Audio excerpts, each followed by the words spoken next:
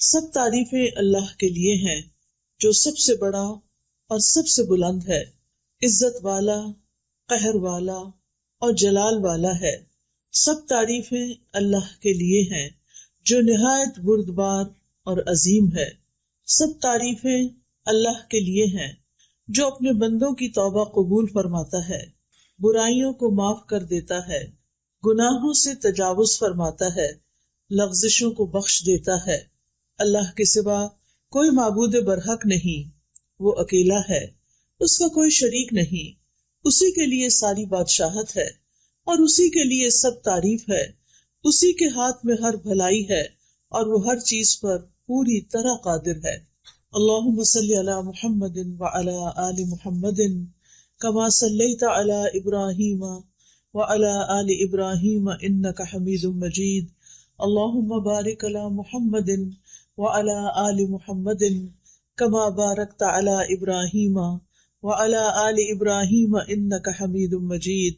قرآن مجید میں اللہ تعالیٰ کا ارشاد ہے، لا یکلف اللہ نفسا الا وسعها لها ما کسبت وعلیہا ما اکتسبت ربنا لا تؤاخذنا ان نسینا او اخطأنا ربنا ولا تحمل علینا اصرا كما حملته على الذين من قبلنا ربنا ولا تحملنا ما لا طاقة لنا به واعف عنا واغفر لنا وارحمنا انت مولانا فانصرنا على القوم الكافرين۔ اللہ کسی نفس کو اس کی وسعت سے بڑھ کر تکلیف نہیں دیتا، یعنی جس پر کوئی بھی تکلیف آتی ہے وہ اتنی ہی آتی ہے جتنی وہ برداشت کر سکتا ہے۔ جو اس نے نیکی کمائی یعنی کسی انسان نے، وہ اسی کے لیے، یعنی اگر ہم اچھا کریں گے تو اس کا فائدہ کس کو ملے گا؟ کسی اور کو، کرنے والے کو۔ اور جو اس نے برائی کمائی، برا کیا، وہ اسی کے ذمے ہے۔ اچھا کریں گے تو اپنے فائدے کے لیے، برا کریں گے تو اپنے ہی سر لیں گے۔ اے ہمارے رب، اگر ہم بھول جائیں یا ہم خطا کر بیٹھے تو ہماری پکڑ نہ کرنا۔ کتنی خوبصورت دعا ہے، کیونکہ ہم انسان ہیں نا، ہم بھول جاتے ہیں، ہم سے غلطیاں ہو جاتی ہیں، پھر ہم غلطی کر کے کس کے پاس جائیں؟ اللہ ہی کے پاس، کیونکہ اللہ تعالیٰ ہی معاف کرنے والا ہے۔ تو یا رب، غلطی ہو جائے تو ہمیں پکڑنا نہیں۔ اے ہمارے رب، ہم پر ایسا بوجھ نہ ڈالنا جیسا تو نے ہم سے پہلے لوگوں پر ڈالا تھا۔ اے ہمارے رب، اور تو ہم سے وہ بوجھ نہ اٹھوا جسے اٹھانے کی ہم میں طاقت نہیں، اور ہم سے درگزر فرما اور ہمیں بخش دے اور ہم پر رحم فرما، تو ہی ہمارا مولا ہے، بس کافر قوم کے مقابلے میں ہماری مدد فرما۔ یہاں پر اللہ سبحانہ وتعالیٰ نے اپنے قانون سزا اور جزا کے بارے میں کچھ قاعدے اور اصول بتا دیے ہیں۔ پہلی بات تو یہ کہ اللہ تعالیٰ بندوں پر ان کی طاقت سے بڑھ کے بوجھ نہیں ڈالتا۔ دوسرا یہ کہ انسان کو وہی ملے گا جو اس نے کمایا ہوگا، خود کیا ہوگا، محنت کی ہوگی۔ ہاں یہ ضرور ہے کہ اگر کسی نے ایک نیک کام کی بنیاد رکھ دی اور اس کے اثرات اس کی موت کے بعد بھی جاری رہے تو وہ نیکی اس کے نامہ اعمال میں جمع ہوتی رہے گی۔ اسی طرح اگر کسی نے کوئی برا کام شروع کیا، برا ٹرینڈ سیٹ کیا اور وہ مر گیا تو اس کے بعد بھی لوگ جتنے اس برائی میں ملوث ہوں گے اس کا گناہ بھی اس کے ساتھ جائے گا۔ جیسے آج کل سوشل میڈیا کا دور ہے نا، تو کچھ لوگ اپنا فیس بک اکاؤنٹ بنا لیتے ہیں اور اس پر بہت فضول قسم کی چیزیں پوسٹ کرتے رہتے ہیں، اور پاسورڈ انہوں نے بہت چھپا کے رکھا ہوتا ہے۔ پچھلے دنوں میں کسی لڑکے کے بارے میں پڑھ رہی تھی کہ اس نے اسی قسم کی کچھ چیزیں کی ہوئی تھی کہ اچانک اس کی ڈیتھ ہو گئی۔ اب وہ خود فوت ہو چکا ہے، لیکن وہ فحش فلمیں اور ویڈیوز اور چیزیں اس کی فیس بک پر موجود ہیں، اور لوگ اس برائی کو دیکھے چلے جا رہے ہیں۔ تو اب آپ دیکھیے کہ وہ اور نو مور دنیا میں نہیں، کچھ اور پوسٹ نہیں کر رہا، لیکن وہ جو کر چکا ہے، جس کو اس نے بند نہیں کیا تھا، جس پر اس نے توبہ نہیں کی تھی، وہ اس کے اکاؤنٹ میں، اس کے نامہ اعمال کے اکاؤنٹ میں ایڈ ہوتا چلا جا رہا ہے۔ تو اس لیے انسان جو بھی کام دنیا میں کرے سوچ سمجھ کر کرے کہ میرے مرنے کے بعد مجھے کن الفاظ میں یاد کیا جائے گا، ایک اچھے تعمیری کردار کے انسان کے طور پر یا ایک برے انسان کے طور پر۔ کیونکہ مرنے کے بعد انسان کے لیے جو گواہیاں ہوتی ہیں لوگوں کی، مثلا اگر آپ کا اخلاق اچھا ہے، آپ لوگوں کو فائدہ پہنچانے والے ہیں، لوگوں کے کام آنے والے ہیں، تو جس دن آپ دنیا سے جائیں گے اس دن لوگ آپ کے بارے میں کیا کہیں گے؟ کیا کہیں گے بتائیے؟ بہت اچھا انسان تھا، بہت اچھا تھا. کوئی ادھر سے آئے گا اس نے یہ فائدہ مجھے پہنچایا، کوئی ادھر سے آئے گا وہ روئے گا، وہ کہے گا وہ میرے لیے تو بہت کچھ کرتا تھا، مجھے تو بہت اچھے مشورے دیتا تھا، مجھے تو اس نے فلاں فلاں موقع پہ ہیلپ کی. یعنی لوگ اس کی اچھائیاں یاد کریں گے. اور اگر آپ نے کسی کی زندگی اجیرن کر رکھی ہے، کسی کی لائف میں زہر گھول رکھا ہے، تو مرنے کے بعد لوگ کیا گواہیاں دیں گے؟ شکر ہے گلوں لتھا، وہ پنجابی میں کہتے ہیں نا، شکر ہے جان چھوٹی، شکر ہے اللہ نے سمیٹ لیا اس کو. اور اس کی تکلیفیں یاد کر کے تکلیف محسوس کریں گے. تو یاد رکھیے کہ صرف اتنا ہی کافی نہیں ہے کہ ہم اپنی زندگی میں کچھ اچھا کر لیں تو بس اتنا ہی، یا برا کر لیں تو اتنا ہی رہ جائے گا، وہ ساتھ بھی چلے گا. پھر اسی طرح یہ ہے کہ اگر کسی انسان کی زندگی میں کچھ آزمائشیں ہیں تو ان پر بھی صبر کرنا چاہیے کہ اللہ تعالیٰ کو پتا تھا کہ میں اس کو سہار سکتی، میں اس کو برداشت کر سکتی. اللہ نے مجھ پر میری وسعت سے بڑھ کے بوجھ نہیں ڈالا، اور اللہ تعالیٰ مجھے اس کا بدلہ ضرور دے گا، وہ اس کے ذریعے مجھے پیوریفائی کر رہا ہے. کسی بھی طرح کی سختیاں حق سے، نیکی کے کام سے، اچھی چیزوں سے ہمیں روکے نہیں. اور اللہ کی ایک سنت رہی ہے، ایک طریقہ رہا ہے، وہ کیا کہ جب بھی کوئی اچھا کام کرے گا تو اس کو باتیں سننی پڑیں گی، اس کو مشکلات آئیں گی. اور ایسا کیوں ہوتا ہے؟ یہ اس لیے ہوتا ہے تاکہ اس بندے کا کھرا کھوٹا ہونا جانچ لیا جائے. کیونکہ جو شخص سچا ہوگا، جو سچے دل سے اللہ کی طرف آیا ہوگا، وہ لوگوں کی باتوں سے پیچھے نہیں ہٹے گا. کیونکہ وہ لوگوں کی وجہ سے تو نہیں آیا نا کہ لوگ اچھا کہیں گے تو میں اچھا بنوں گا، لوگ اچھا نہیں کہیں گے تو میں پیچھے ہٹ جاؤں گا. وہ تو اس لیے اچھا کر رہا ہے کہ اللہ تعالیٰ کی خاطر اللہ کو پسند ہے اچھا کرنا، اور وہ لوگوں کی باتیں سن کے اچھائی کرنا چھوڑے گا نہیں. تو یاد رکھیے کہ اللہ تعالیٰ نے ہم پر جتنی بھی عبادات فرض کی ہیں، جتنے بھی ہمیں نیکی کے کام بتائے ہیں، چاہے وہ اللہ کے حقوق سے متعلق ہیں یا بندوں کے حقوق سے متعلق، وہ سارے کے سارے اتنے ہی ہیں جتنی ہماری برداشت ہے.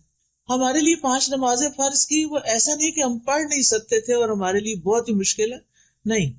اول تو 50 کی گئی تھی نا، یاد ہے نا، جب معراج پر نبی صلی اللہ علیہ وسلم تشریف لے گئے، اور جو باقی صرف 5 رہ گئی، مگر ثواب 50 کا ہی ملتا ہے.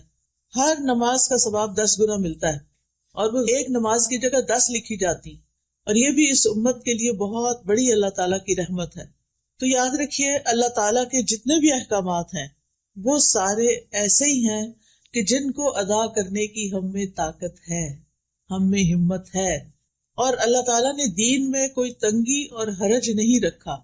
ہمارا دین آسان ہے اگر ہم عمل کرنا چاہیں، اور جو لوگ کرتے ہیں وہ بھی انسان ہی ہوتے ہیں اور وہ خوشی سے کر بھی جاتے ہیں. رسول اللہ صلی اللہ علیہ وسلم نے فرمایا، انما بعثت بالحنیفیۃ السمحۃ، مجھے نرمی اور سہولت والی شریعت دے کر بھیجا گیا ہے. نبی صلی اللہ علیہ وسلم نے یہ بھی فرمایا، بے شک یہ دین آسان ہے، جو شخص دین میں سختی اختیار کرے گا تو دین اس پہ غالب آ جائے گا، یعنی اس کی سختی چل نہیں سکتی، وہ زیادہ دن وہ نہیں کر سکتا. لہٰذا اپنے عمل میں پختگی اختیار کرو، یعنی جمے رہو، اور جہاں تک ممکن ہو میانہ روی برتو، اور خوش ہو جاؤ، اور صبح، دوپہر اور شام اور کسی قدر رات میں عبادت سے مدد حاصل کرو. آپ دیکھیے کہ فجر کی نماز کے بعد کتنا سارا گیپ ملتا ہے ظہر تک، پھر ظہر کے بعد عصر تک، عصر کے بعد مغرب تک، عشاء تک. ایک لمبا دن ہوتا ہے، چھوٹے دن ہو تب بھی. یعنی اللہ سبحانہ تعالیٰ نے ہم پر ایسی عبادت فرض نہیں کی کہ اس سے ہمیں فرصت ہی نہ ملے اور ہم دنیا کا کوئی کام نہ کر سکیں. تو اس لیے ہمیں ساری عبادات خوشی سے کرنی چاہیے، اللہ تعالیٰ کے احکامات خوشی سے قبول کرنے چاہیے، کیونکہ ان سب پر اجر و ثواب ہے، اور انسان جو کچھ کرتا ہے اس کا صلہ اس کو مل کر رہے گا. اور پھر آپ دیکھیے کہ بعض اوقات گناہ کرنے کے لیے بھی انسان کو محنت کرنی پڑتی. جو لوگ چوری کرتے ہیں وہ آسانی سے تھوڑی کرتے ہیں، اسی طرح جو لوگ اور غلط کام کرتے ہیں اس کے لیے بڑے وسیلے اختیار کرتے ہیں، لیکن چونکہ نفس اس کی طرف ہوتا ہے تو مشکل نہیں لگتا. نیکی کے لیے ہمارا نفس نہیں مانتا، ہمارے اندر سے وہ موٹیویشن نہیں ہوتی. لیکن جب آپ مثلاً حج یا عمرہ کرنے جاتے ہیں تو آپ کے اندر ایک موٹیویشن ہوتی ہے نا، وہاں جا کے اللہ کا گھر دیکھ کے اتنے سارے لوگ نماز پڑھ رہے ہوتے ہیں، ان کو دیکھ کے یہ آپ تھوڑی کرتے ہیں کہ وہاں جا کے لیٹ جائیں، آپ فوراً اٹھتے ہیں، جلدی کرتے ہیں، تھوڑا سا بھی سو کے. اسی طرح رمضان کا مہینہ آتا ہے تو اس میں بھی آپ دیکھیں کہ آپ کا شوق کتنا بڑھ جاتا ہے. تو جب شوق بڑھ جاتا ہے، ذوق بڑھ جاتا ہے، تو عمل آسان ہو جاتا ہے. تو اس لیے انسان کو اپنے لیے کوئی نہ کوئی ایسے ٹارگیٹس رکھنے چاہیے کہ جن کے ذریعے انسان کا نیکی کے کاموں میں شوق بڑھتا رہے. ایسے لیکچرز میں جائیں، مساجد میں جائیں، جمعہ خطبہ اٹینڈ کریں، ایسی مجالس اٹینڈ کریں، ایسے ہاسپٹلز میں جائیں جہاں پر بیماروں کو دیکھ کے آپ کا دل پسیجے. کبھی کبھی قبرستان جائیں اور جا کے دیکھیں کہ اس سے پہلے کے لوگ کہاں پڑے ہیں آج، جن کے عالی شان گھر تھے، جن کے پاس جیولری تھی، کپڑے تھے، سب کچھ تھا، لیکن آج وہ زمین کے اندر ہیں. تو یہ چیزیں انسان کی عبادت میں اس کے لیے موٹیویشن کا سبب بنتی ہیں. تو بہرحال ہمیں یہ یاد رکھنا چاہیے کہ قیامت کے دن کوئی کسی کا بوجھ نہیں اٹھائے گا، کوئی کسی کی نیکی چھین کے نہیں لے جائے گا، اور کوئی اپنی برائی اس پہ ڈال کے نہیں چلا جائے گا.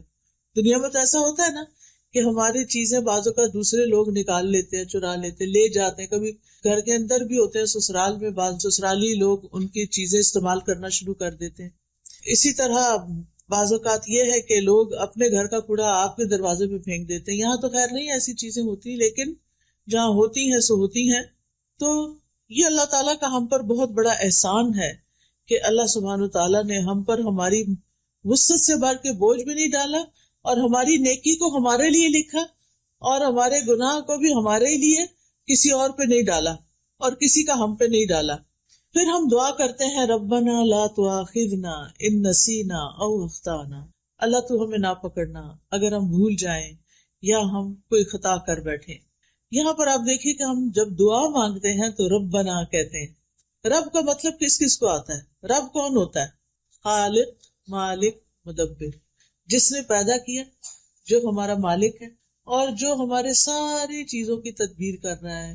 ہم نے کیا کھانا ہے، کیا پینا ہے، کہاں رہنا ہے، یہ ہم تو اب ساتھ ساتھ زندگی میں یہ چیزیں ایکسپیرئنس کر رہے ہیں نا، لیکن اللہ تعالیٰ نے یہ سارا کچھ پہلے سے ہی لکھ کے رکھا ہوا تھا، پہلے سے لکھ کے رکھا ہوا تھا سب کچھ. جو چیزیں آج ہمیں مل رہی ہیں اللہ تعالیٰ کو پہلے سے ہی پتا تھا، تو اس نے ہمارے لیے تدبیر کی، اس نے ہمارے لیے وسائل پیدا کیے.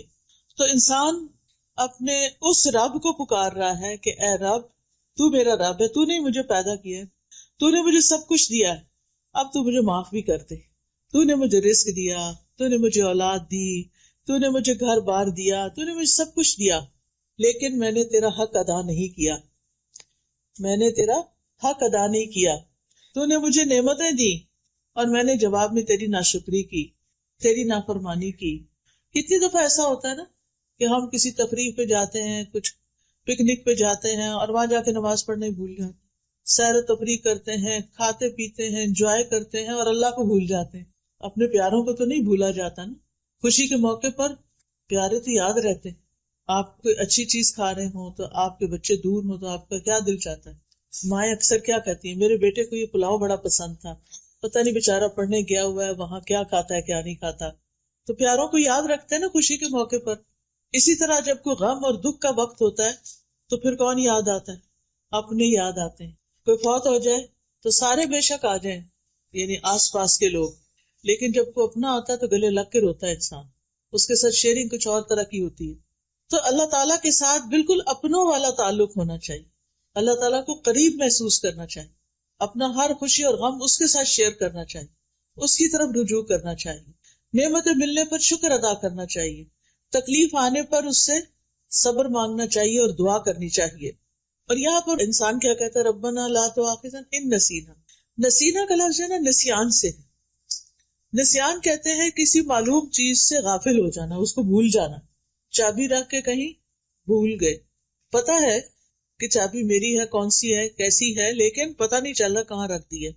یعنی ایک چیز جس کو انسان جانتا ہو پھر وہ اس کے دماغ سے غائب ہو جائے، تو اس کو ہم بھول جانے کا نام دیتے ہیں. اور خطا جو ہے وہ نافرمانی کرنا ہوتا ہے، مخالفت کرنا. ارادہ نہ بھی ہو تو انسان اس کے اپوزٹ کر جاتا ہے جو اللہ تعالیٰ نے اس کو کرنے کے لیے کہا ہوتا ہے. اسی طرح کسی حکم سے جاہل ہونا، پتہ ہی نہیں کہ وہ کیا کرنا ہے. کیا ہم میں سے ہر ایک کو پورے دین کا پتہ ہے؟ ہم سب کچھ تو نہیں جانتے نا، لیکن ہماری زندگی میں ایسی سچویشنز آتی ہیں کہ ہمیں کرنا کچھ اور چاہیے، ہم کچھ اور کر بیٹھتے ہیں، ہے نا ایسا؟ تو یہ بھی خطا ہوتی ہے. کبھی آپ ڈرائیونگ کرتے ہوئے راستہ بھولے اور آگے جا کے آپ نے کہا یہ تو میرا روز کا راستہ ہے، پتہ نہیں مجھے ہو کیا گیا، میں نے ایگزٹ مس کر دیا. ہوتا ہے جان بوجھ کے کیا ہوتا ہے؟ نہیں. کیوں؟ باتوں میں لگ جاتے ہیں. جب ڈرائیور باتوں میں لگ جاتا ہے تو اکثر راستہ بھول جاتا ہے، یعنی وہ اپنے مقصد سے غافل ہوا، ایک لمحے کے لیے غافل ہوا اور میلوں دور جا پڑا. یہ انسانوں کے ساتھ ہمارا معاملہ ہے، یعنی دنیا میں رہتے ہوئے. تو دین کے معاملے میں بھی ہمارا کچھ ایسا ہی رویہ ہوتا ہے، ہم لوگوں کی باتوں میں آ جاتے ہیں اور اللہ کا حکم بھول جاتے ہیں. ہم کوئی اچھا کام کرنے جا رہے ہوتے ہیں کہ لوگ کہتے ہیں لو یہ تم فلاں کام کرنے، کہیں چیریٹی میں دے رہے ہوتے ہیں نا، تو کہتے تو ان کو دینے کی نہیں ضرورت، ان کے پاس بہت فنڈز ہیں. ٹھیک ہے. مسجد جا رہے ہوتے ہیں تو کہتے کیا ضرورت ہے مسجد جانے کی، عورتوں کی نماز گھر میں ہونی چاہیے. ٹھیک ہے. اس ملک میں تو پھر کہیں بھی اسلام کا نام نہیں ہے. اگر عورت اور بچے مسجد نہیں جائیں گے تو اسلامی ماحول کہاں سے ملے گا؟ تو میرا کہنے کا مطلب یہ ہے کہ انسان جب جانتے بوجھتے ہوئے بھول کا شکار ہو جاتا ہے تو اس سے غلطی ہو جاتی ہے. اب غلطی ہو گئی، چاہے بھول کے ہوئی چاہے غفلت سے ہوئی، غلطی تو غلطی ہے نا. اب جب آپ نے ایسا کر لیا تو اس کے بعد کوئی ریگریٹس ہوتے ہیں کیا؟ ایگزٹ مس کرنے پر کوئی ریگریٹ ہوتا ہے؟ دل چاہتا ہے گھر ہی نہ جاؤ، آپ ادھر ہی بیٹھ جاؤ. کیا کر لیا، اتنے منٹ میں پہلے ہی لیٹ ہو رہی تھی اور لیٹ ہو گئے. سارے پیچھے سے بولنا شروع کر دیتے ہیں جو گاڑی میں بیٹھے ہوتے، بجائے اس کے کہ تسلی دی اچھا کوئی بات نہیں. ہم دوسروں کو اکثر پرووک ہی کرتے رہتے ہیں. خاص طور پہ میں خواتین سے کہوں گی کہ بچوں کی تربیت میں بڑے صبر و تحمل سے کام لیں. آپ گھر میں ایک سینٹرل رول پلے کرتے ہیں. آپ کے اوپر آپ کے ہسبینڈ ہیں، ہسبینڈ کے اوپر ان کا باس ہے، آپ کے نیچے آپ کے بچے ہیں اور بچوں کے بھی لیولز ہیں. ایک بچہ، پھر اس سے چھوٹا بیٹا ہے، پھر بیٹے سے چھوٹی بیٹی ہے، بیٹی سے چھوٹا پھر بیٹا ہے. آپ کہاں کھڑے ہیں؟ بیچ میں کھڑے ہیں نا. اگر آپ اسٹرانگ ہوں گے، آپ کے ریئیکشنز اچھے ہوں گے تو گھر کا ماحول بڑا خوبصورت ہوگا. اب ہوتا کیا ہے، باس نے کیا کیا، میاں کو، آپ کے ہسبینڈ کو کچھ کہہ دیا، اس کو چڑھ گیا غصہ. کیا وہ باس کے آگے بول سکتا ہے؟ نہیں، کیونکہ نوکری چلی جائے گی اگر بولا تو وہاں تو نہیں بولنا. اب وہ ادھر تو چپ رہا، جب گھر آیا اور کھانا کھانے لگا اور کھانے میں تھوڑا سا نمک تیز تھا، کیا ہوگا؟ غصہ کس پہ نکلے گا؟ بیوی پہ. اب بیوی کو غصہ آیا ہوا ہے، اب وہ میاں کے آگے بول نہیں رہی کہ میں صبر کر رہی. ٹھیک ہے کہ ابھی آئے ہیں، تھکے ہوئے آئے ہیں، اب اگر میں نے بولنا شروع کیا کہ میں سارا دن یہ اور یہ کرتی رہی ہوں، اگر تھوڑا سا نمک زیادہ ہو تو کیا ہوا؟ کیونکہ شوہر نے بھی اوور ریئیکٹ کیا. بات اتنی بڑی نہیں تھی، تھوڑا بہت اونچ نیچ تو ہو ہی جاتی، اور کئی دفعہ ایسا ہوا تو کچھ بھی نہیں کہا. آج چونکہ پیچھے سے غصہ لے کے آئے تھے لہٰذا کہیں تو نکالنا تھا. یاد رکھیے، یعنی ہماری ہیومن نیچر یہ ہے کہ ہم جب غصہ کرتے ہیں تو وہ اندر بھر کے رکھتے ہیں، اس کو ختم نہیں کرتے، اسے جانے نہیں دیتے، ریلیز نہیں کرتے. اب کھانے کی میز پہ ماں بھی بیٹھ گئی، بچے بھی بیٹھ گئے. اچھا، بچوں کی عادت یہ ہوتی ہے کہ کھانا کھاتے ہوئے وہ کیا کرتے ہیں، کبھی ہاتھ پاؤں ہلاتے ہیں، کبھی ٹانگیں ہلاتے ہیں، کبھی ایسے میز پہ لیٹ جاتے ہیں، کبھی کچھ کرتے ہیں. اچھا، ماں نے پانی کا گلاس بھر کے رکھا ہوا تھا سائڈ پر، تو بچے نے ایسے ہی کھیل کھیل میں ہاتھ مارا، وہ نیچے جا گرا. اب کیا ہوگا؟ اب ماں کا جو غصہ بھرا ہوا تھا وہ کس پہ نکلے گا؟ بچے پہ. اور تھوڑا سا نکلے گا یا زیادہ نکلے گا؟ ٹھیک ٹھاک نکلے گا. اچھا، اب بچہ وہاں سے اٹھ کے چلا جائے گا، جا کے صوفے پہ بیٹھ کے اپنا موبائل نکالے گا اور کچھ کھیل کھیلنے لگے گا. اتنے میں جو چھوٹی بہن تھی وہ کسی چیز سے کھیل رہی تھی، وہ لگا آ کے اس بچے کو. اب وہ بچہ کیا کرے گا؟ اب بچہ غصہ اتارے گا، دونوں کی فائٹنگ شروع ہو گئی. اچھا، اب وہ جو چھوٹی تھی جس کو پڑی بھائی سے، اب اس کے دل میں غصہ ہے ابھی بھی، وہ جا کے اپنا بھالو اٹھاتی اور اس کو پٹک پٹک کے مارتی ہے اس کو. یہ ہوتا ہے گھروں میں، ٹھیک ہے نا. لیکن اگر ہم جو بیچ میں ہے نا، بیچ میں ماں، آپ کہیں گے ساری باتیں ماں کو سناتی ہیں، سب کچھ ماں ہی کرے، میں ہی سب کچھ ہوں، میرے اوپر ہی سارا کام ہے، میں ہی سارا برداشت کروں، میں ہی. نہیں، اللہ نے آپ کو یہ مقام دیا ہے، اللہ نے آپ کو ممتا دی ہے، محبت دی ہے. آپ شوہر یا ساس کی باتوں سے غصے میں آ کے اپنے بچوں کی تربیت خراب نہ کریں. بچے صرف آپ کے لیکچر نہیں سنتے، بچے سی سی ٹی وی کیمرہ جو ہوتا ہے نا، اس کی طرح باریک آنکھ سے ہر کچھ دیکھ رہے ہو. کھیل رہے ہوتے ہیں، کان ان کے سارے آپ کی طرف ہوتے ہیں، ماما کس سے باتیں کر رہی ہیں، کیا باتیں کر رہی ہیں. اگر وہ آپ کا موڈ آپ دیکھتے ہیں تو پریشان ہو جاتے ہیں، اگر آپ اوور ایکسائٹیڈ ہیں تو ضرور کمنٹ کریں گے. اچھا پھر کیا ہوتا ہے، جو آپ کر رہے ہوتے ہیں نا وہ بھی وہی کرنا شروع کر دیتے ہیں، اور فار لائف ان کے اندر وہ عادتیں آ جاتی. تو یہ سلسلہ ختم نہیں ہوتا.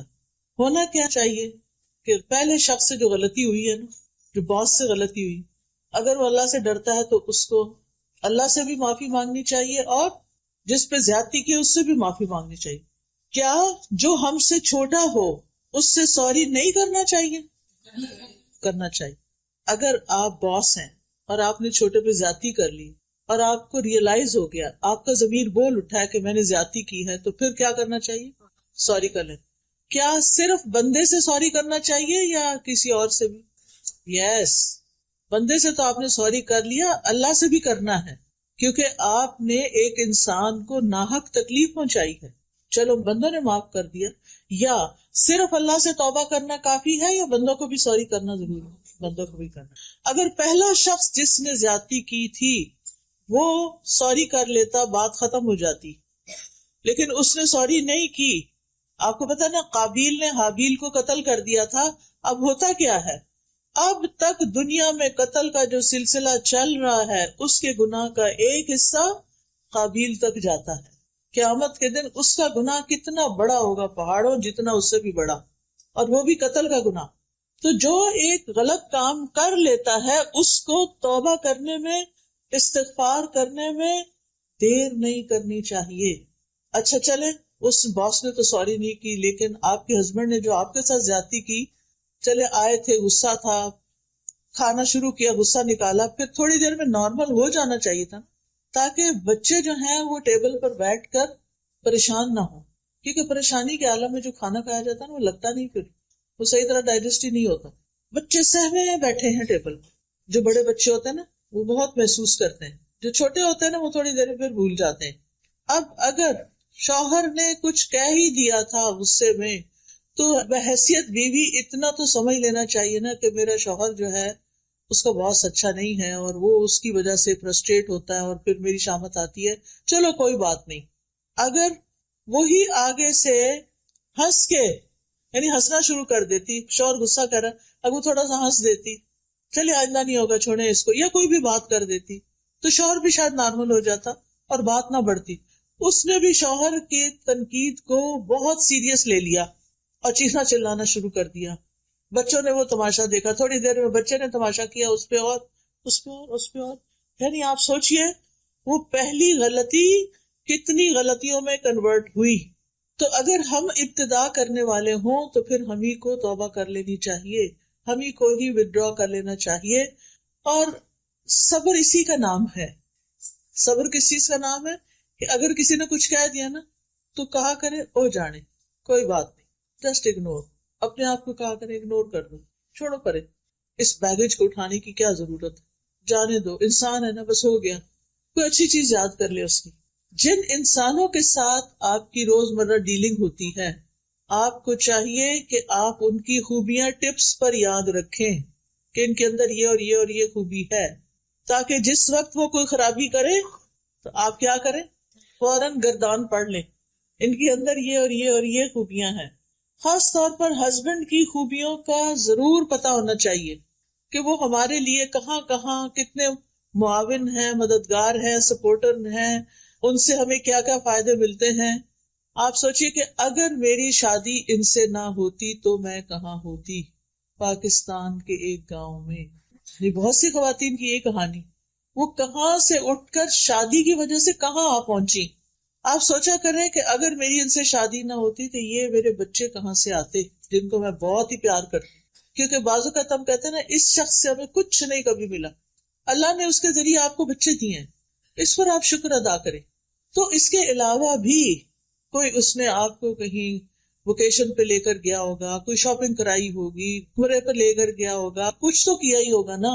آخر ہر انسان کے اندر، ٹھیک ہے کچھ لوگوں کی اچھائیاں زیادہ ہوتی ہیں تو وہ اوپر اوپر آ جاتی ہیں اور برائیاں دب جاتی ہیں، کچھ لوگوں کی بری عادتیں اتنی زیادہ ہوتی ہیں کہ ان کی اچھائیاں بھی، جو بڑی بڑی اچھائیاں ہوتی ہیں وہ بھی دب جاتی ہیں. تو نتیجہ کیا ہوتا ہے کہ ہم پھر ساری زندگی جل جل کے کڑ کڑ کے گزارتے ہیں. ہمارا شیطان ہمارے ساتھ جو لگا ہوا ہے نا ہر وقت، وہ کیا کرتا ہے، جب کسی سے کوئی ذرا سی ہمیں تکلیف پہنچے نا، اس کی 10 اور تکلیفیں یاد کرا دیتا ہے. اس نے وہاں بھی یہ کیا تھا، فلاں موقع پہ بھی کیا تھا، پچھلے اگلے زخم سارے تازے ہو جاتے ہیں. پھر تو آپ نے الٹ کرنا ہے اس کا. دیکھیں اگر آپ کے ہاتھ یا بازو کا کوئی حصہ جل جاتا ہے تو آپ کیا کرتے ہیں، مزید آگ میں دیتے ہیں اس کو، کیا کرتے ہیں، برف لگاتے ہیں. اچھا اور کیا لگاتے ہیں، آئس لگا کے، اور بھی تو کچھ لگاتے ہوں گے. کون سی میڈیسن لگاتے ہیں آپ، وہ کہتے ہیں ٹوتھ پیسٹ لگاتے ہیں، کچھ لوگ ہنی لگاتے ہیں. میں اس لیے یاد دہانی کرا رہی ہوں کہ عورتوں کو کچن میں اکثر واسطہ پڑتا رہتا ہے. اس وقت ایسی جلن ہوتی ہے کہ بھول جاتا ہے کیا لگانا ہے. ہنی سب سے اچھی ہے، یاد رکھیے ہنی کچن میں ضرور ہونی چاہیے. کچھ چھوٹی موٹی بھی بھاپ شاپ پڑے تھوڑی دیر بہت کاٹتی ہے، لیکن پھر آپ کا چھالا نہیں بنے گا. یاد رکھیے گا اس میرے نسخے کو، ٹوٹکے کو. انشاءاللہ آپ کو پہلے سے ہی پتا لیکن بھولے ہوئے، جواب نہیں دیا آپ نے. اچھا جناب، تو میرا کہنے کا مطلب یہ ہے کہ جب کوئی ہمارے ساتھ برا کرے تو اس کی اچھائیاں فوراً یاد کر لیں. ہنی لگا لیں، ہنی بھی میٹھی ہوتی ہے نا، اس کی مٹھاس یاد کر لیں. ٹھیک ہے، تو جلن کم ہو جائے گی، تھوڑی دیر اور زیادہ ہوگی لیکن پھر کم ہو جائے گی. چھالے نہیں پڑیں گے، پھر زخم نہیں بنیں گے، پھر نشان نہیں پڑیں گے جلنے کے. تیز ہو نا، جلن زیادہ ہو جائے تو نشان بھی پڑ جاتے ہیں نا، وہ جاتے نہیں. تو ہم نے ایسے ہی جل جل کے نشان اپنے اندر بڑے پکے کیے ہوئے. تو یاد رکھیے کہ غلطی، بھول چوک ہم سب کی زندگی میں ہے. نبی صلی اللہ علیہ وسلم نے فرمایا بے شک اللہ نے میری امت سے غلطی، بھول اور جس چیز پر لوگوں کو مجبور کر دیا جائے اس سے درگزر فرمایا. تو اللہ تعالیٰ معاف کرنے والے، ہمیں بھی لوگوں کو معاف کر دینا چاہیے. مثلاً روزے کی حالت میں اگر آپ نے بھول کر کچھ کھا لیا تو کیا ہوا، روزہ ٹوٹ گیا؟ نہیں، روزہ نہیں ٹوٹا. یہ نہیں کہ اور کھانے بیٹھ سے کہ اب تو روزہ ٹوٹ گیا، اب تو چلو تھوڑا سا اور کھا لو. ایسا نہیں کرنا، بلکہ اندر بھی نہیں لے جانا، یاد آ گیا تو باہر نکال دیں. ٹھیک ہے، لیکن ایک بات یاد رکھیے، ارادتاً کیے ہوئے گناہوں پہ پکڑ ہوتی ہے جو جان بوجھ کے انسان کرتا ہے. قرآن مجید میں آتا ہے وَلَيْسَ عَلَيْكُمْ جُنَاحٌ فِي مَا أَخْطَأْتُمْ بِهِ وَلَكِن مَا تَعَمَّدَتْ قُلُوبُكُمْ، اور تم پر اس میں کوئی گناہ نہیں جس میں تم نے خطا کی، اور لیکن جو تمہارے دلوں نے ارادے سے کیا اس پر پکڑ ہے. جس چیز کا پتہ چل جائے یہ غلط ہے تو پھر کیا کرے، چھوڑ دے، چھوڑنے کی پوری کوشش کرے. نہ چھٹ رہی ہو وہ برائی، اللہ سے خوب دعائیں شروع کر دیں، اللہ میں اپنی اس بری عادت سے بہت تنگ ہوں، میں یہ غلط کام نہیں کرنا چاہتی لیکن I can't help myself، بار بار میں اس میں جا پھسلتی ہوں، گر جاتی ہوں. مثلاً اگر آپ کو سیل فون پر کوئی بری چیز دیکھنے کی عادت پڑ گئی ہے، آپ کا وقت بھی ضائع ہوتا ہے، آپ کی نگاہیں بھی خراب ہوتی ہیں، تو آپ اس سے چھٹکارا چاہتے ہیں، پھر اللہ کی مدد لیں، استغفار کریں، توبہ کریں اور اس ایپ کو ڈیلیٹ کر دیں. ٹھیک ہے، اور اس کے قریب نہ جائیں. لا تقربوا الزنا، آنکھوں کا بھی زنا ہوتا ہے نا جب انسان فحش چیزیں دیکھتا ہے. قرآن مجید میں آتا ہے ولا تقربوا الزنا، زنا کے پاس بھی نہیں جانا. تو بہرحال ہم سے غلطیاں ہوتی ہیں، اللہ کے حق میں بھی ہوتی ہیں اور بندوں کے حق میں بھی ہوتی ہیں، اور پھر وہ غلطیاں بوجھ بن جاتی ہیں ہمارے اوپر. تو ہمیں دعا کرنی چاہیے ربنا ولا تحمل علینا اصرا کما حملته علی الذین من قبلنا، اللہ ہم پہ وہ بوجھ نہ ڈال جو ہم سے پہلے لوگوں پہ ڈالے. یعنی دین کے معاملے میں ہم پر وہ ذمہ داریاں نہ آئیں جو ہم اٹھا نہ سکیں، یا ہم کوئی ایسا عہد نہ کسی سے کریں جس پہ قائم نہ ہو سکیں. اللہ ایسا گناہ نہ کر بیٹھے جس کی توبہ نہیں، کیونکہ شرک کی توبہ نہیں ہے نا. تو یہ نہیں کہ آپ کہیں کہ میں تو بھول گئی تھی، نہیں، شرک کسی حال میں معاف نہیں. تو اس کے بارے میں بھی دل میں رکھے کہ اللہ ہم سے شرک نہ ہو، یا یہ کہ ہمارے اوپر کوئی ایسے کام نہ آئے کہ جس کو ہم نبھا نہ سکیں، ایسی بیماری نہ آئے کہ ہم اٹھنے بیٹھنے کے قابل ہی نہ رہیں. اللہ سے دعا کرنی چاہیے کہ اللہ تعالیٰ برے بڑھاپے سے اور بدترین بیماریوں سے ہمیں بچا کے رکھنا. اب دیکھیے کہ جو بزرگ، ابھی میں گاڑی میں انٹر ہو ہی رہی تھی کہ ایک فون آ گیا، ایک آنٹی ہے کافی بزرگ، بیچاری اکیلی رہتی تھی، کہتی ہوں فجر کی نماز کے لیے اٹھی ہوں اور گر گئی ہوں، ریبس ٹوٹ گئی ہیں اور پتہ نہیں کیا کیا ہو گیا ہے، ہل بھی نہیں سکتی، ہاسپٹل میں پڑی ہوئی ہیں. ایسی دل کو تکلیف ہوئی. کہتی میری برتھ ڈے تھی اس دن اور میں اٹھی تھی کہ آج میں نے اتنا صدقہ کرنا ہے، آج میں نے یہ کرنا ہے، لیکن میرے ساتھ دیکھیں کیا ہو گیا. تو میرے لیے دعا کریں، آپ بھی دعا کریں اللہ تعالیٰ ان کو صحت دے اور ان کی تکلیف دور کرے۔ اب آپ سوچیں کہ جس شخص کی ربز ٹوٹ جائیں اس کے لیے تو سانس لینا بھی دوبھر، تو اللہ ہمیں کسی ایسی تکلیف میں نہ ڈالنا، ایسی مشکل میں نہ ڈالنا کہ ہم دوسروں پہ بوجھ بن جائیں۔ ربنا ولا تحملنا ما لا طاقت لنا به، اللہ ہم سے وہ بوجھ نہ اٹھوا جس کے اٹھانے کی ہمیں طاقت ہی نہیں، یعنی ایسے کاموں کی ذمہ داری ہم پہ نہ آئے جو ہم نبھا نہ سکیں۔ بعض اوقات ایسا ہوتا ہے کہ انسان کی زندگی میں ایسے حادثات ہو جاتے ہیں کہ انسان کو مجبوراً وہ ذمہ داریاں لینی پڑ جاتی ہیں۔ میری خالہ اللہ تعالیٰ ان پر اپنی رحمت نازل کرے، ان کے اپنے 11 بچے تھے، جو سب سے بڑا بچہ تھا اس کی کار ایکسیڈنٹ میں ڈیتھ ہو گئی، اس کی اور اس کی بیوی دونوں کی۔ 4 بچے چھوٹے چھوٹے پیچھے تھے، وہ بچ گئے۔ اب آپ خود سوچیں کہ جس خاتون نے اپنے اتنے بچے پالے اور 4 یتیم بچوں کو پالنے کی ذمہ داری ان پہ آ گئی، اور ایج ایسی تھی کہ جوان نہیں تھی اب، لیکن بڑی اچھی طرح انہوں نے وہ ذمہ داری نبھائی۔ لیکن ان کو دیکھ دیکھ کے رحم آتا تھا کہ کیسی آزمائش میں آ پڑی۔ ایک تو یہ ہے کہ اللہ تعالیٰ کو پتا ہوتا کہ کون کیا بوجھ اٹھا سکتا ہے، لیکن پھر بھی ہم کمزور ہیں، کیونکہ پھر ہمارے منہ سے کوئی باتیں نکل جاتی ہیں کہ اللہ میرے ساتھ ایسا کیوں، یہ کبھی نہ جملہ بولیں۔ اللہ کو زیادہ پتا ہے کہ کسی کے ساتھ کیا ہونا چاہیے اور کیا نہیں ہونا چاہیے۔ تو شرعی احکامات میں بھی اور تقدیر کے حالات میں بھی اللہ سے آسانی مانگنی چاہیے کہ اللہ تعالیٰ ہماری تقدیر میں کوئی ایسی چیز نہ ہو جس سے ہماری زندگی دوبر ہو جائے، اور ہمیں ایسی مشقت میں نہ ڈالنا جو ہم اٹھا نہ سکیں۔ واعف عنا واغفر لنا وارحمنا، کتنی خوبصورت دعا ہے۔ اللہ ہم سے درگزر فرما، جو فرائض ادا کرنے میں ہم سے کوئی کوتاہی ہوئی ہے یا اللہ تو اس کو معاف کر دے، ہمیں بخش دے، ہم سے درگزر کر اور ہم پر مہربانی کر۔ ہم رحم کے قابل ہیں، ہم کمزور انسان ہیں۔ تو گناہگار انسان 3 چیزوں کا محتاج ہوتا ہے کہ جو معاملہ اللہ اور بندے کے درمیان ہے اللہ اسے درگزر کرے، اور دوسرا یہ کہ اللہ بندوں سے اس کے گناہ کو پردے میں رکھے۔ واغفر لنا، استغفار کا مطلب ہوتا ہے ڈھانک دینا۔ بعض اوقات ہم کوئی ایسا گناہ کر بیٹھتے ہیں جس کا صرف اللہ کو پتا ہوتا ہے، اور پھر ہم ڈرتے ہیں کہ کئی لوگوں کو پتا نہ چل جائے۔ خاص طور پر جو ٹین ایج ہوتی ہے نا، اس میں انسان سے کوئی ایسی غلطیاں ہو جاتی ہیں بعض اوقات کہ جس پر ساری زندگی وہ پچھتاتا ہے۔ مثلاً بچوں کو نشے کی عادت کب پڑتی، کس ایج؟ ٹین ایج، جو پڑھائی کا سٹریس آتا ہے، جو بہت سے سٹریس آتے ہیں۔ پھر اسی طرح پڑھائی میں سیریس ہونے کی بجائے ایسے ریلیشن شپ میں گرفتار ہو جاتے ہیں کہ I love you and I miss you, سارا دن اسی میں گزار دیتے ہیں۔ اب جب نکلتے ہیں نا ٹین ایج سے باہر، 20s میں آتے ہیں اور حقائق سامنے آتے ہیں کہ پڑھا نہیں تو اب ہوگا کیا، اور نشے میں پڑ گئے تو اب کیا ہوگا، تو پھر اس وقت انسان سخت پریشان ہو۔ یہ دعا اپنے بچوں کو بھی سکھا دیں، چھوٹے چھوٹے بچوں کو بھی۔ تو گناہگار انسان 3 چیزوں کا محتاج ہوتا ہے کہ اللہ میرے سے جو گناہ ہو گیا جو اس کا صرف تجھے پتا ہے تو اس کو معاف کر دے، بندوں سے میرے گناہ کو ڈھانپ دے، اور تیسرا یہ کہ آئندہ کے لیے مجھ پہ رحم کر اور مجھے دوبارہ اس گناہ کے قریب نہ جانے دے، مجھے بچا لے۔ اور پھر آپ دیکھیے کہ کبھی انسان کے گناہ دل میں ہوتے ہیں، بدگمانیوں وغیرہ کی شکل میں، کبھی زبان میں ہوتے ہیں، کبھی جسم سے کر رہا ہوتا ہے۔ تو جو چیز دل میں ہے یا اللہ اس کا تجھے پتا ہے، تو اس کو معاف کر دے۔ جو ہم نے کر لیا جس سے منع کیا گیا اس کو تو ڈھانپ دے، اور آئندہ کے لیے ہمیں بچا کے رکھ۔ اور پہلے بخشش مانگی، گناہوں کو ڈھانپنا مانگا، اور پھر رحم مانگا، کیونکہ پہلے وہ خانہ خالی ہو نا، صاف ہو، تو پھر رحمت آئے گی۔ توبہ معافی ہو جائے گی تو پھر ہی اللہ کی رحمت آئے گی نا۔ اگر ہم نے توبہ معافی کی نہیں، مانگی نہیں، تو پھر باقی کیا ہوگا؟ انت مولانا، تو ہی ہمارا مولا ہے، تو ہمارا مالک ہے، تو ہمارا مددگار ہے۔ فانصرنا علی القوم الکافرین، تو ہمیں کافر قوم کے مقابلے میں مدد دے۔ اور یہ اللہ تعالیٰ ہی ایمان والوں کا حقیقی مولا ہے۔ تو یہ اللہ تعالیٰ کی بہت بڑی رحمت ہے کہ اللہ نے ہمیں یہ دعا کرنا سکھائی ہے۔ وہ ہمیں جانتا ہے نا، ہماری ضروریات کو بھی جانتا ہے، اس نے ہمیں مانگنا سکھا دیا۔ پھر اس سے بھی پتہ چلتا ہے کہ مانگنے کی چیزوں میں 3 اہم چیزیں ہیں مانگنے کی: عفو، درگزر، بخشش اور رحمت۔ پھر یہ کہ رب کے وسیلے سے مانگنا چاہیے، اس سے تکلیف دور ہوتی ہے، ربنا کہہ کے، ربی کہہ کے۔ اور پھر یہ کہ مومن بندوں کے لیے اللہ کی خاص رحمت ہوتی ہے۔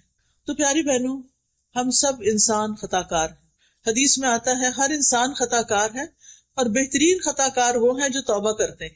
تو ہم سب کو توبہ استغفار کی ضرورت ہے۔ مومن سے بھی گناہ ہو جاتا ہے، متقی انسان سے بھی ہو جاتا ہے، پارسا، محسن، اعلیٰ درجے کے نیک انسان سے بھی غلطی ہو جاتی. کوئی انسان غلطی سے پاک نہیں. پیغمبر معصوم ہوتے ہیں، ہم معصوم نہیں، ہم سے غلطیاں ہوتی ہیں. نبی صلی اللہ علیہ وسلم نے فرمایا ہر مومن سے کوئی نہ کوئی ایسا گناہ ہو جاتا ہے جس کو وہ اکثر کر لیتا ہے، یا کوئی ایسا گناہ ہوتا ہے جس پر وہ قائم رہتا ہے، چھوڑ نہیں پاتا، اور اس کو چھوڑ نہیں سکتا حتیٰ کہ دنیا سے چلا جاتا ہے. کچھ عادتیں بن جاتی ہیں. بعض اوقات میں اتنی حیران ہوتی ہوں کہ ہم اتنی زیادہ زبان کی حفاظت کے بارے میں باتیں پڑھتے ہیں، لیکن جب میں لوگوں کا عملی رویہ دیکھتی ہوں تو وہ کوئی حفاظت نہیں کر رہے ہوتے. جو فضول بات، ہر بات میں کچھ نہ کچھ بولنا، خاموشی کی تو عادت ہی نہیں نا. تو میں سوچتی ہوں انہوں نے کبھی لیکچر کوئی سنا بھی ہے کہ نہیں.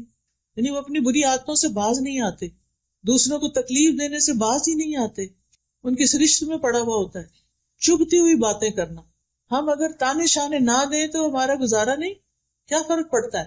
ضروری تو نہیں کہ ہر وقت دوسروں کو نصیحت کرتے رہیں. کوئی ضروری ہے؟ ایک شخص مسجد نبوی میں پیشاب کر رہا تھا، صحابہ دوڑے کہ اس کو مارے، اس کو روکے. آپ نے کہا تم رک جاؤ، اب وہ کر رہا ہے نا کرنے دو، کیونکہ اگر وہ سال میں دوڑ پڑتا تو ایک جگہ کر رہا تو ساری مسجد خراب ہوتی. تو بعض اوقات اتنی سی بات ہوتی ہے چھوٹی سی، اور ہماری بد اخلاقی اس برائی کو بہت بڑا بنا دیتی ہے اور اس کے اثرات دور دور تک چلے جاتے ہیں. تھوڑا سا ٹنگ کو کنٹرول کر لیں. ہر چیز میں کمنٹ نہیں دیا کریں، ہر چیز میں اظہار خیال نہ کیا کریں، ہر چیز میں اپنی رائے دینے نہ بیٹھ جایا کریں. آپ اپنے آپ کو کیا سمجھتے ہیں؟ مجھے تو کبھی یہ سمجھ نہیں آتا کہ ہم کیا سمجھتے ہیں کہ ہم کون ہیں. ہم عالم ہیں، ہم مفتی ہیں، ہم مربی، ہم کون ہیں؟ ہم تو ایک عام انسان ہیں. ہمیں حق نہیں پہنچتا کہ ہم ہر وقت ٹوکا ٹوکی کرتے رہیں. کئی بزرگوں نے گھر میں لوگوں کی زندگی حرام کی ہوئی ہوتی ہے معذرت کے ساتھ. ان کے اپنے بچے ان کو چھوڑ کے بھاگنے کے لیے تیار ہوتے ہیں کہ کس دن ہماری کہیں اور جاگ ہو اور ہم موو آؤٹ کریں. تو یہ سب کچھ کیا ہے؟ کہ ہمارے رویے ہیں کہ لوگ ہمارے ساتھ کمفرٹیبل نہیں ہوتے، لوگ ہمارے ساتھ رہنا نہیں چاہتے، کیونکہ ہم لوگوں کو اپنے رویوں سے بیزار کر دیتے ہیں. تو حدیث میں آتا ہے من سمت نجا، جو خاموش رہا، چپ رہا، اس نے نجات پائی. بعض اوقات کوئی دنیا کے کسی حصے کی طرف کی بات کرنا ہوتا ہے، فلاں ملک میں یہ ہو گیا، اب ہم نے کوئی کمنٹ کرنا ہوتا ہے، انہوں نے کیا ہوگا نا کچھ خرابی، آ گیا نا ان پہ عذاب. بھائی کس نے آپ کو بتایا؟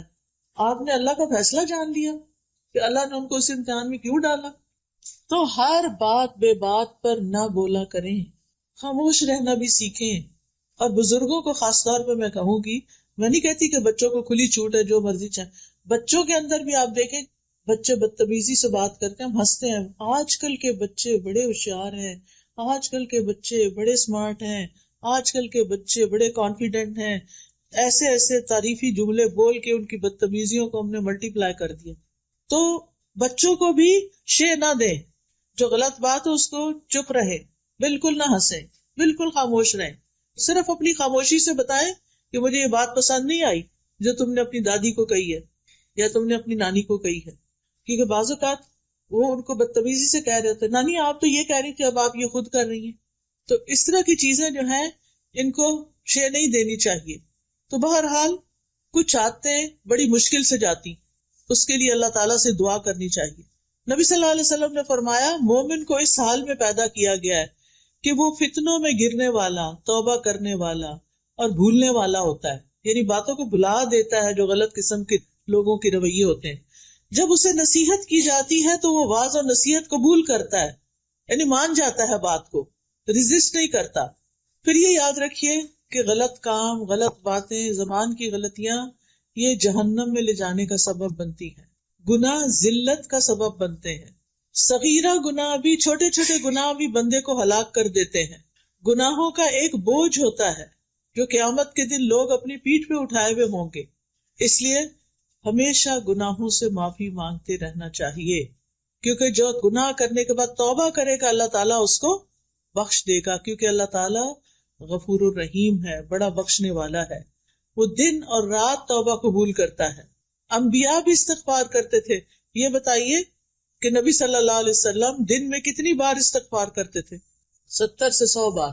ٹھیک ہے، کیا ہم بھی کچھ دفعہ استغفار کرتے ہیں؟ ہم میں سے ہر بہن کو کم از کم 100 دفعہ یہ تسبیح ضرور پڑھنی چاہیے، استغفر اللہ و اتوب الیہ، استغفر اللہ و اتوب الیہ. ایک تسبیح لازماً ہر روز کیا کریں. کیوں؟ اس لیے کہ اگر نبی صلی اللہ علیہ وسلم جو معصوم تھے وہ 100 دفعہ استغفار کرتے تھے تو ہمیں نہیں کرنی چاہیے. ابراہیم علیہ السلام نے کیا دعا کی تھی؟ والذی اطمع ان یغفر لی خطیئتی یوم الدین، وہ ذات جس سے میں توقع رکھتا ہوں کہ قیامت کے دن وہ میری خطائیں معاف کر دے گا. موسیٰ علیہ السلام نے کیا کہا تھا؟ کسی یاد ہے موسیٰ علیہ السلام کی توبہ کی دعا جب ان سے وہ ایک شخص قتل ہو گیا تھا غلطی سے؟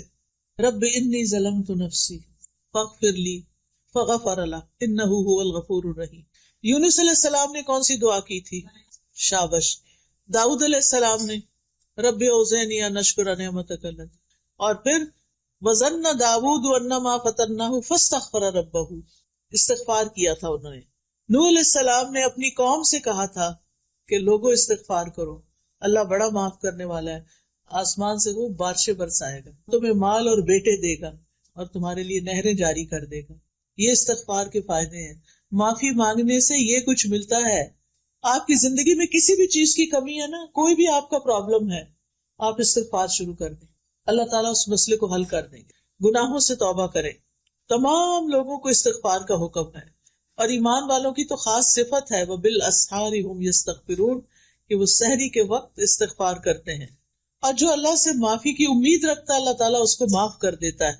اور بخشش مانگنے والے کے لیے اللہ کا وعدہ ہے کہ جب تک بندہ معافی مانگتا رہے گا اللہ تعالیٰ بھی اس کو معاف کرتا رہے گا. ہر بار گناہ کرنے پر سچی توبہ کرتے رہنا چاہیے، شرمندگی سے معافی مانگتے جانا چاہیے، اور جو استغفار کرے گا اللہ تعالیٰ اس کی بخشش فرما دے گا.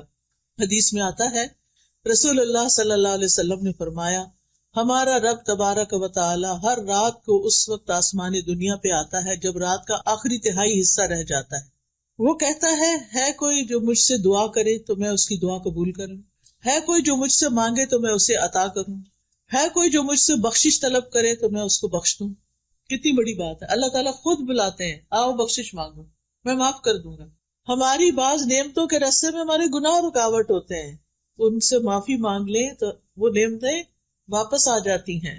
بڑے سے بڑا گناہ استغفار سے معاف ہو جاتا ہے، اور توبہ انسان کو گناہوں سے پاک کر دیتی ہے. استغفار دلوں کی صفائی کا ذریعہ ہے. گناہ سے دل پہ سیاہ نقطہ لگتا، پھیل جاتا، دل کالے ہو جاتے ہیں. استغفار ان کو چمکا دیتا ہے. استغفار سے برائیاں نیکیوں میں بدل جاتی ہیں، اللہ کی رحمت ملتی ہے، اللہ کی محبت ملتی ہے، کامیابیاں نصیب ہوتی ہیں، اچھا سامان زندگی ملتا ہے، رزق، مال اور اولاد میں اضافہ ہوتا ہے، انسان کو خیر و برکت اور طاقت نصیب ہوتی ہے. کچھ بیماریوں کا علاج بھی استغفار ہے. پھر سینے کی تنگی دور ہوتی ہے، دل کی گھٹن، ڈپریشن، اس کا علاج بھی استغفار ہے. بندے کی حالت بہتر ہونے لگتی ہے. اللہ کا عذاب نہیں آتا جب تک بندہ استغفار کرتا ہے. قیامت کے دن وہ شخص اپنا نامہ اعمال دیکھ کے خوش ہو جائے گا جس میں ڈھیروں ڈھیر استغفار ہوگا. استغفار جنت میں داخلے کا ذریعہ ہے. تو کرنے کے کام کیا ہے؟ کرنا کیا ہے؟ کثرت سے استغفار کرنا ہے. روزانہ کتنی بار؟ 100 بار. نبی صلی اللہ علیہ وسلم تو ایک ایک مجلس میں 100 بار کر لیتے تھے. اگر ہم سارے دن میں بھی 100 بار کر لیں تو بڑی بات ہے. پھر امید رکھ کے بخشش مانگنی ہے. یہ نہیں کہنا ہے پتہ نہیں میرے تو گناہ اتنے زیادہ ہیں معاف ہوں گے کہ نہیں، یہ نہیں کہنا. یہ سوچنا ہے اللہ معاف کرنے والا ہے، اللہ مجھے معاف کر دے گا. پھر گناہ ہو جائے تو انتظار کرنا ہے کہ 80 سال بعد حج میں جائیں گے تو توبہ کریں گے. فوراً توبہ کرنی ہے. کھلا گناہ ہو تو کھلی توبہ، چھپا گناہ ہو تو چھپ کے توبہ. اور سچی توبہ. سچی توبہ کا مطلب یہ ہے کہ انسان پکا ارادہ کرے کہ میں نے دوبارہ نہیں اس گناہ کی طرف آنا. پھر یہ ہے کہ شرمندہ ہونا اور آئندہ نہ کرنے کا وعدہ کرنا اور گناہوں سے ڈرتے رہنا. جو شخص دنیا میں اپنے گناہوں سے ڈرتا ہے قیامت کے دن اللہ تعالیٰ اس کا ڈر نکال دیں گے، اس کا ڈر ختم ہو جائے گا. لہٰذا پیاری بہنوں، آج کا میرا میسج آپ کے لیے یہی تھا اور اپنے لیے بھی، کہ اپنی غلطیوں پر معافی بھی مانگنی ہے اور اصلاح بھی کرنی ہے اور اللہ تعالیٰ سے مدد مانگتے رہنا ہے. ٹھیک ہے نا؟ اس کے لیے ایک کارڈ ہے استغفار کے فائدے. یہ دیکھیں، یہ کارڈ ہے انگلش اور اردو ترجمے کے ساتھ ساتھ دیکھ کے ادھر ہی رکھ دیں. ٹھیک ہے؟ اس میں ہم نے ساری استغفار کی دعائیں لکھی ہوئی ہیں. اگر آپ دن میں ایک دفعہ یا ہر جمعے کو بیٹھ کے آخری گھڑیوں میں دعائیں قبول ہوتی ہیں اس وقت پڑھ لیں، سحری کے وقت پڑھ لیں. یہ آپ میں سے ہر ایک کے پاس ہونا چاہیے. اب مجھے نہیں پتا کہ ہر ایک کو پورا آئے گا کہ نہیں، لیکن ایک کتاب ہے ایاک نستعین ہے آپ کے پاس، اس کے اندر بھی لکھا ہوا ہے استغفار، ٹھیک ہے؟ اس میں حفاظت کی دعائیں بھی ہیں، انگلش کی بھی ہے اور یہ اردو کی بھی ہے۔ اس کے علاوہ ہمیں ہر وقت کنفیوژن رہتی ہے، یہ کام کریں کہ نہ کریں، یہ رشتہ آیا اب کیا کریں، کبھی اس سے مشورہ کرتے کبھی اس سے۔ سب سے پہلے اللہ تعالیٰ سے مشورہ کریں، استخارہ، یہ کارڈ بھی ہر گھر میں ہونا چاہیے۔ پھر بہت سے لوگ بیمار ہیں، دعا کر دیں، کوئی دوسرے تو کریں گے، آپ خود بھی کریں، یہ آیات شفا ہے۔ اچھا، بعض لوگوں کی بیماری ڈائگنوز نہیں ہوتی، ڈاکٹرز کہتے ہیں آپ کو کچھ بھی نہیں، لیکن آپ کہتے ہیں میں ٹھیک نہیں، ایسا ہوا کبھی؟ ہوتا ہے، ہر ایک کے ساتھ ہی تھوڑا بہت ہوتا ہے۔ اس کا علاج یہ کہ بیری کے پتے، پتہ نہیں یہاں تو بیری اگتی ہے کہ نہیں، لیکن اگر نہیں بھی تو آپ پانی کے اوپر یہ آیات پڑھ کے دم کر کے پھر اس میں سے کچھ گھونٹ پی بھی لیں اور کچھ اسپرے بوٹل میں رکھ لیں، اپنے اوپر اسپرے کر لیا کریں اور اس سے اپنے جسم پر بھی بہا لیں، تو انشاءاللہ بہت سی بیماریاں ٹھیک ہو جائیں گی۔ بیری کے پتوں کو ابال کے ایک تسلے میں مٹھی بھر ابال کے جب ان کا رنگ نکل آئے، پھر اس کو ٹھنڈا کر کے اس کے اوپر یہ ساری آیات شفا پڑھ کے اور پھر اس کو مریض کو تھوڑے سے گھونٹ پلائے بھی اور اس کے جسم پر بہائے بھی، پورا نہا کے شیمپو وغیرہ کر کے آخر میں لوٹے میں یا بوٹل میں ڈال کے پھر اپنے سارے جسم پر مل کے۔ یہ بہت ہی عمدہ علاج ہے ایسی بیماریوں کا جو ڈائگنوز نہ ہو۔ پھر نماز کے بعد کے مسنون اذکار ہیں، یہ حفاظت کی دعائیں، یہ بھی اردو انگلش میں ہیں۔ آپ دیکھیے کہ پتہ نہیں $2 کی یا $3 کی ہیں، لیکن اس سے آپ کے کتنے ہزاروں ڈالر بچ سکتے ہیں اگر اللہ تعالیٰ آپ کو پروٹیکشن دے۔ یہ دعائیں جو ہیں مومن کا ہتھیار ہوتی ہیں، قلعہ ہوتی ہیں۔ پھر اسی طرح تسبیحات کے فائدے انگلش میں ہیں، یہ لا الہ الا اللہ کا کارڈ ہے، آپ کے ساتھ اگر نان مسلم کام کرتے ہیں تو آپ ان کو یہ کارڈ دے سکتے ہیں کسی بھی موقع پر، تاکہ ان کو پتہ چلے کہ اللہ کے سوا کوئی الہ نہیں۔ جو نعمتیں ملی ہیں اگر آپ ان کو باقی رکھنا چاہتے ہیں تو یہ شکر ادا کرنے کا کارڈ ہے، الحمدللہ، ٹھیک۔ الحمدللہ کہنے سے نعمتیں بڑھتی بھی ہیں اور جو ہے محفوظ بھی رہتی ہیں، نقصان سے آپ بچتے ہیں۔ تو آپ کو کیا کرنا ہے، یہ جیسے کوئی شادی ہوتی ہے کسی کی یا کچھ، شادی کے تحفے کے ساتھ آپ یہ کارڈ بھی دے سکتے ہیں۔ اور یہ قرض تو آج کل ہر ایک کے اوپر ہی ہوتا ہے، یہ اس سے نجات کی دعائیں ہیں، اور یہ قرآنی اور مسنون دعائیں ہیں، اذکار ہیں، یہ بھی بہت فائدے کے ہیں، ہر ایک کے پاس ہونی چاہیے، کیونکہ بہت محنت سے یہ سب کچھ تیار کیا گیا اور بہت محنت سے ہم اسے مسز آگا سے اٹھا کر لائے ہیں۔ تو یہ آج ساری ٹیبل خالی ہو جانی چاہیے، ٹھیک ہے نا، انشاءاللہ یہ آپ کے لیے صدقہ جاریہ بھی ہوگا، آپ جس کو دیں گے وہ پڑھے گا، اس کی تکلیف حل ہوگی تو آپ کو بھی فائدہ ہوگا انشاءاللہ۔ تو اب ہم دعا کر لیتے ہیں۔ سبحان اللہ والحمد للہ ولا الہ الا اللہ واللہ اکبر ولا حول ولا قوۃ الا باللہ العلی العظیم۔ اللہم صلی علی محمد وعلی آل محمد کما صلیت علی ابراہیم وعلی آل ابراہیم انک حمید مجید۔ اللہم بارک علی محمد وعلی آل محمد کما بارکت علی ابراہیم وعلی آل ابراہیم انک حمید مجید۔ ربنا آتنا فی الدنیا حسنۃ وفی الآخرۃ حسنۃ وقنا عذاب النار۔ ربنا لا تزغ قلوبنا بعد اذ ہدیتنا وہب لنا من لدنک رحمۃ انک انت الوہاب۔ ربنا ہب لنا من ازواجنا وذریاتنا قرۃ اعین واجعلنا للمتقین اماما۔ ربنا لا تؤاخذنا ان نسینا او اخطانا۔ ربنا ولا تحمل علینا اصرا کما حملتہ علی الذین من قبلنا۔ ربنا ولا تحملنا ما لا طاقت لنا به واعف عنا واغفر لنا وارحمنا انت مولانا فانصرنا علی القوم الکافرین۔ یا اللہ، یا رحمان، یا رحیم، یا کریم، یا ذی الجلال والاکرام، یا اللہ تو ہم سب پر اپنی رحمت نازل فرما، تو ہم سب کو بخش دے، ہمارے گناہوں کو معاف کر دے، ہمارے بوجھ ہم سے دور کر دے، ہماری برائیاں ہم سے دور کر دے، ہمیں اچھا اخلاق عطا فرما، ہمیں ہر طرح کی نیکیوں میں دوڑ لگانے کی توفیق دے اور ساری برائیاں چھوڑنے کی توفیق دے۔ اللہ ہمیں بھی، ہمارے گھر والوں کو، ہمارے بچوں کو ہدایت دے، ان کی نسلوں کو بھی ایمان پر قائم رکھنا۔ یا اللہ جتنی بہنیں آئی ہیں ان کی جو دعائیں ہیں، ان کی جو نیک تمنائیں ہیں، اللہ ان کو پورا فرما۔ یا اللہ تو ہم سب پر اپنی رحمت نازل فرما۔ یا اللہ ہمارے گناہوں کو معاف کر دے، ہماری ساری ضروریات پوری کر دے۔ یا اللہ جن کا ہم پر احسان ہے انہیں بہترین جزا دے، جنہوں نے اس مجلس کا اہتمام کیا ہے اللہ ان کو اس کی بہترین جزائے خیر دے، اور جو بہنیں آئی ہیں ان کو آنے پر یا اللہ بخش دے۔ یا اللہ ہم سب کو نیکی کا امبیسڈر بنا دے اور برائیوں سے بچا لے۔ اللہ ہمارے بچوں کو رزق حلال عطا فرما، اللہ ان کی مشکلات آسان فرما۔ یا اللہ جن کی شادی نہیں ہوئی انہیں نیک رشتے عطا فرما۔ یا اللہ جن کی اولاد نہیں انہیں نیک صالح اولاد عطا فرما۔ یا اللہ فلسطین کے مسلمانوں پر اپنی رحمت فرما، اللہ ان کی مشکل آسان کر دے، اللہ ان کی حفاظت کر دے۔ یا اللہ ہمیں ان کے لیے کچھ کرنے کی توفیق دے۔ یا اللہ ہمارے گناہوں کو معاف کر دے۔ یا اللہ اس مسجد میں خیر و برکت پیدا کر دے، اس مسجد کی انتظامیہ کو جزائے خیر عطا کر۔ یا اللہ جتنی بہنیں آئی ہیں، جنہوں نے بھی سنا ہے، جو بھی سننے والے ہیں، سب کو اجر عظیم عطا فرما۔ ہمارے والدین پر اپنی رحمت فرما، ہمارے فوت شدگان کی بخشش فرما دے، ہمیں نیکیوں کی توفیق دے۔ ربنا تقبل منا انک انت السمیع العلیم وتب علینا انک انت التواب الرحیم۔